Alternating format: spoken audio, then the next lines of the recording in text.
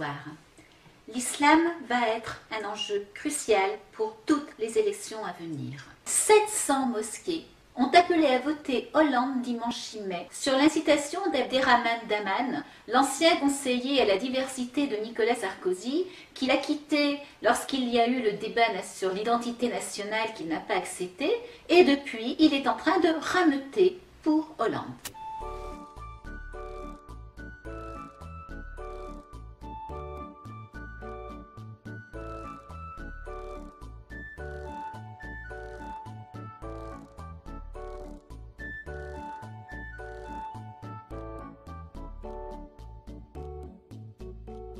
Dans la forêt lointaine, on entend le coucou.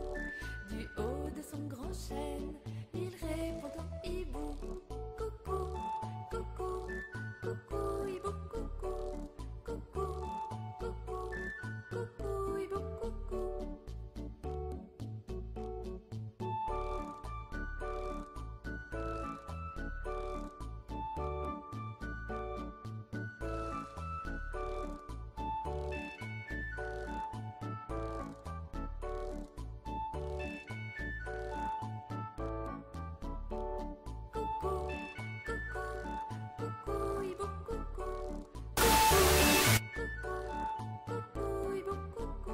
On se rappellera que lorsque le Sénat a adopté la loi sur l'interdiction du voile pour les nounous, les musulmans dehors scandaient « Hollande, attention, on est 10 millions ». Le problème, c'est comme m'a dit le PS, ils nous prennent vraiment pour un réservoir de voix.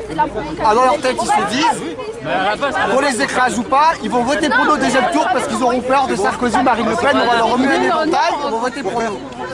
Le seul signe qui peut être fort, c'est leur dire qu'on ne votera pas pour vous si vous votez contre nous.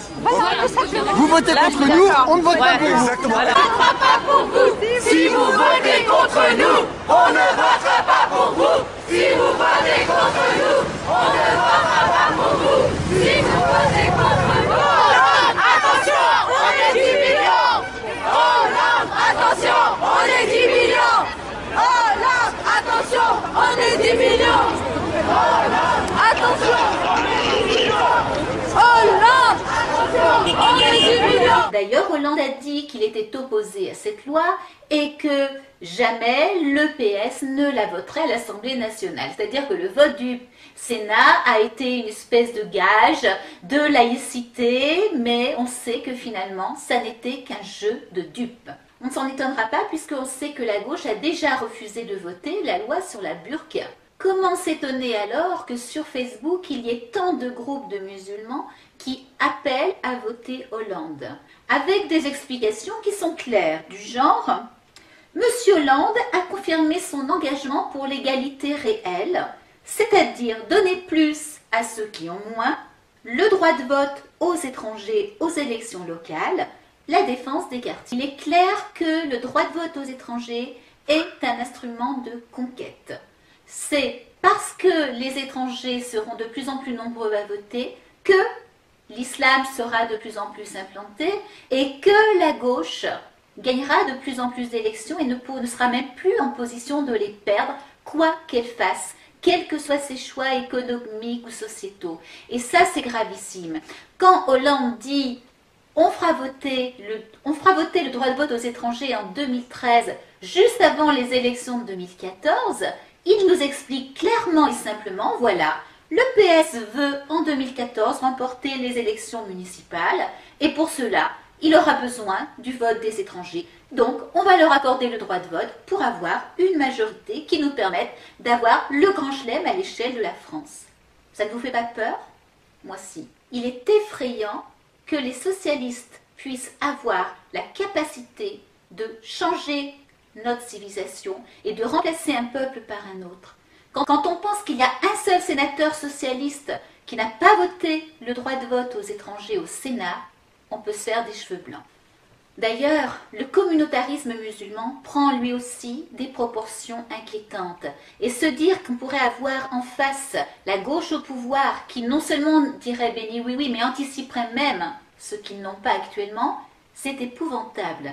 Pensez à l'histoire de l'imam Chalgoumi qui lance la proposition d'une marche contre l'islam radical, contre le terrorisme, en hommage aux victimes de Mohamed Merah pour le 15 avril.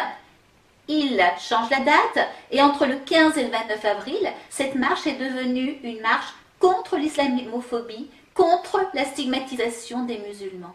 C'est-à-dire qu'on a transformé une marche qui devait rassembler tous les gens et dire « Attention, nous musulmans, nous ne voulons pas de la violence, nous ne voulons pas de la violence qui est intrinsèque à un certain nombre de versets du Coran, à un certain nombre de hadiths », pour nous retrouver là et dire « Attends, on est en France et on veut respecter la France, la laïcité, la République », en une marche de revendication politique, et ça n'est pas un hasard si cette marche a lieu entre les deux tours. On se rappellera en passant l'attitude de la gauche tout entière, que ce soit les journalistes de gauche, que ce soit les hommes politiques, quand on a parlé du halal.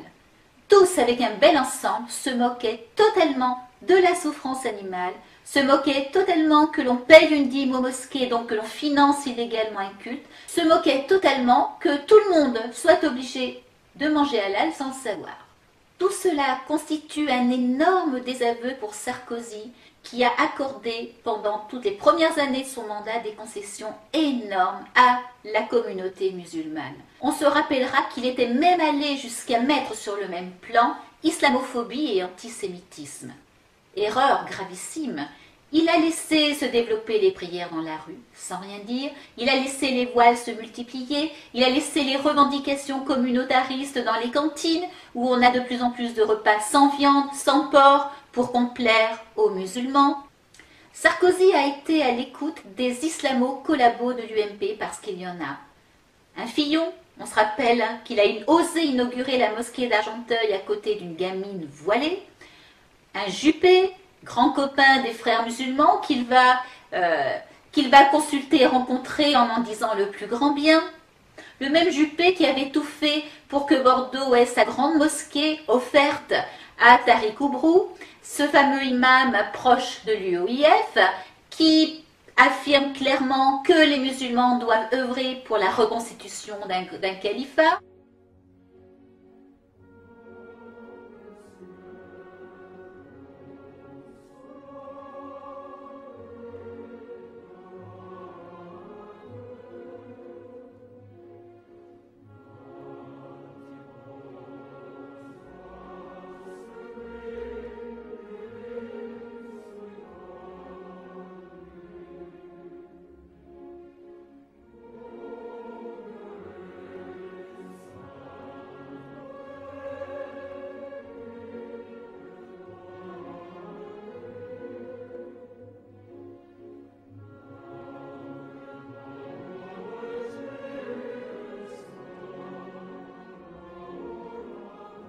Ce même Tariq Oubrou qui ose dire que l'homme a le droit de battre sa femme si elle refuse le devoir conjugal. Il est très symptomatique de voir que malgré toutes les concessions faites par Sarkozy, y compris le débat sur l'islam qui a été rebaptisé débat sur la laïcité de façon très piteuse, il est abandonné par les musulmans. Pourquoi? Ils ont compris que plus ils demandaient, plus ils auraient, mais ils ont surtout compris qu'avec les luttes électorales, la gauche allait forcément faire de la surenchère pour remporter leur voix, et ils ont compris aussi que cette gauche est idéologiquement plus proche d'eux qu'un Sarkozy qui a quand même dans son entourage des gens laïcs, républicains, qui ne sont pas prêts à tout abandonner. Il y a en effet à l'UMP et dans l'entourage de Sarkozy des gens bien, des républicains authentiques, anticommunautaristes. Pensez à Jacques Miard, pensez à ses amis de la droite populaire. Ces gens-là sont des gens capables d'encadrer Sarkozy, de le remettre sur les rails, et s'il veut bien cesser d'écouter les Fillon Juppé. C'est d'ailleurs pour cela, à cause de ses conseillers, mais aussi à cause des députés qui pourraient être élus dans la foulée d'une élection présidentielle, que s'il faut choisir entre la peste Hollande et le choléra Sarkozy, je choisirai quant à moi le choléra Sarkozy, parce que la peste, on en meurt le plus souvent, le choléra on peut s'en remettre. Surtout quand, avec la peste Hollande, on risque d'avoir, même comme Premier ministre, Aubry.